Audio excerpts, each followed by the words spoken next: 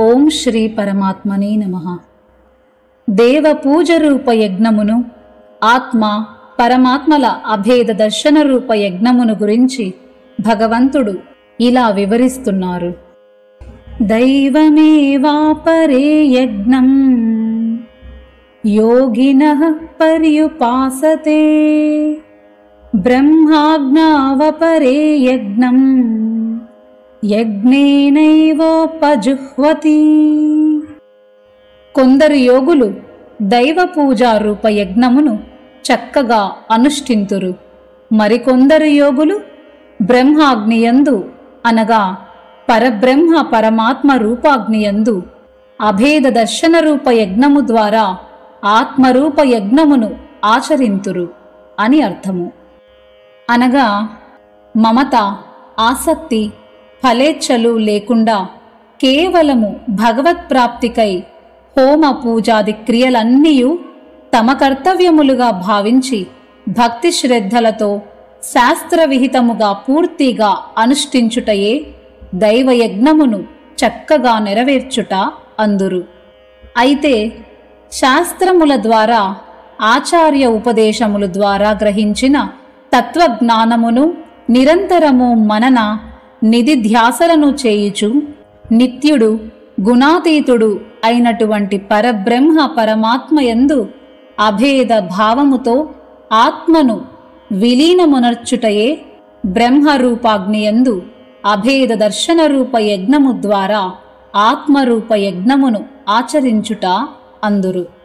ఇప్పుడు ఇంద్రియ సంయమన రూప యజ్ఞమును, విషయ హవన రూప యజ్ఞమును తెలియజేస్తున్నారు స్వామి. శ్రోత్రాదీనీంద్రియాణ్యన్యే సంయమాగ్నిషు జుహ్వతి శబ్దాదీన్ విషయానన్య ఇంద్రియాగ్నిషు జుహ్వతి. జుహ్వతి అనగా హోమము చేయుదురు. శబ్దాదీన్ విషయాన్ అన్నారు. శబ్దాది సమస్త విషయములను అని అర్థము. ఇంద్రియాగ్నిషు అనగా ఇంద్రియ రూపాగ్నుల యందు. అంటే కొందరు యోగులు శ్రోత్రాది ఇంద్రియములను సంయమన రూపాగ్నుల యందు హోమము చేయుదురు. మరికొందరు యోగులు శబ్దాది సమస్త విషయములను ఇంద్రియ రూపాగ్నుల యందు హవనము చేయుదురు అని అర్థము. ఇంద్రియములనన్నింటినీ వశమునందుంచుకొనవలెను. ఇంద్రియముల యందలి మనస్సును చలింపచేయు శక్తిని తొలగించవలెను అని భావము. అంటే ప్రాపంచిక భోగముల యందు అవి చిక్కుకొనకుండా చూడవలెను. ఈ ప్రక్రియనే ఇంద్రియములను సంయమ రూపాగ్నుల యందు హోమము చేయుట అందురు.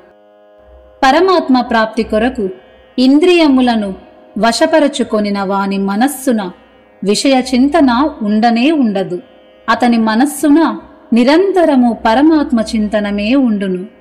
లౌకిక విషయముల యందు ఆసక్తి, సుఖము, రమణీయ బుద్ధి లేని కారణమున విషయ భోగములు సాధకునిపై ఎలాంటి ప్రభావమును చూపలేవు.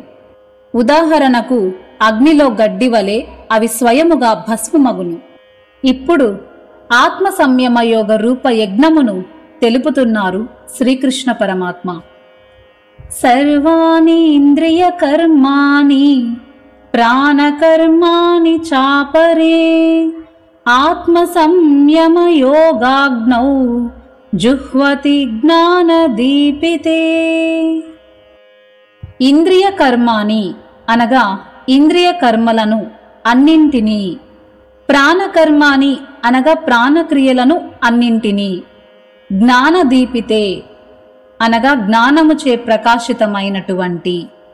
కొందరు యోగులు ఇంద్రియముల క్రియలను, ప్రాణముల క్రియలను అన్నింటినీ జ్ఞానముచే ప్రకాశితమైన ఆత్మ సంయమ యోగ రూపాగ్నిలో హవనము చేయుదురు అని అర్థము. సాధకుని ధ్యానము గాఢస్థితిని పొందినప్పుడు మనస్సు సమాధి స్థితిని చేరును. ఆ సమయములో ప్రాణముల, ఇంద్రియముల వ్యాపారములన్నీయును తమంతట తామే ఆగిపోవును అని అర్థము. ఇలా సమాధి యోగ సాధనను యజ్ఞముగా వర్ణించెను పరమాత్మ. జై శ్రీరామ్. స్వస్తి.